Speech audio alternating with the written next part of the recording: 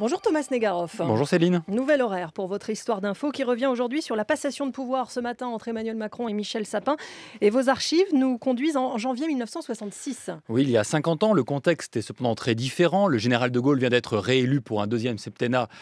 Et si Pompidou reste à Matignon, il nomme un tout nouveau gouvernement. Il y a une passation qui capte cependant toute la lumière, c'est celle du ministère des Finances. Avec la transmission du plus important ministère, celui des Finances, les journalistes ont eu là le sentiment qu'il ne s'agissait pas d'une simple formalité.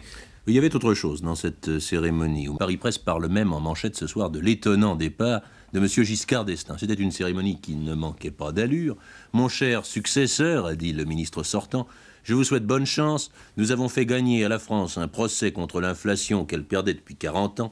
Puisse-t-elle ne jamais le reperdre ?» Il a conclu sur une formule très vieille France. « Monsieur le ministre, voici les finances. » Alors Valéry Giscard d'Estaing n'a pas encore 40 ans. Il quitte un ministère qui serait aujourd'hui abrité à Bercy. Il est très pro-européen et l'honnêteté le pousse à nous dire qu'il n'est pas gaulliste. Emmanuel Macron, c'est le nouveau Giscard ?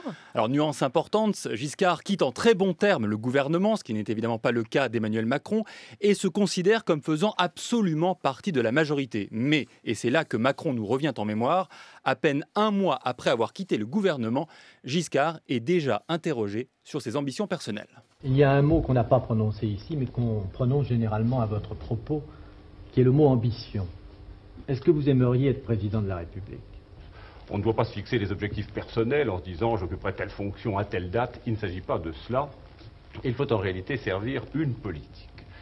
Mais c'est à la poursuite de cette tâche, à son développement et à son succès que j'entends contribuer à tous les échelons de responsabilité auxquels le sort, M. Farran, voudra bien me convier. Oui, on le voit, hein, Thomas, les journalistes politiques n'ont pas forcément beaucoup changé en 50 ans. Oui, il cherche toujours la petite phrase, avoir l'information qui va faire les manchettes des journaux, comme on disait à l'époque. Alors quand on propose sur le fond de Giscard, l'important, je le rappelle, n'est pas la personne, mais la politique, voilà qui ressemble furieusement aux propos tenus par Emmanuel Macron hier soir sur TF1.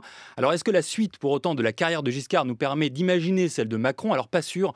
Pour la présidentielle de 1969, Giscard soutiendra finalement le candidat gaulliste Pompidou à la présidentielle. Valéry Giscard d'Estaing ne se lançant qu'en 1974, pas sûr que Macron ait envie d'attendre 2022 Aussi longtemps. pour y aller. Oui, je crois que 2017, il est déjà en train de se préparer. Absolument. Merci beaucoup, à demain Thomas.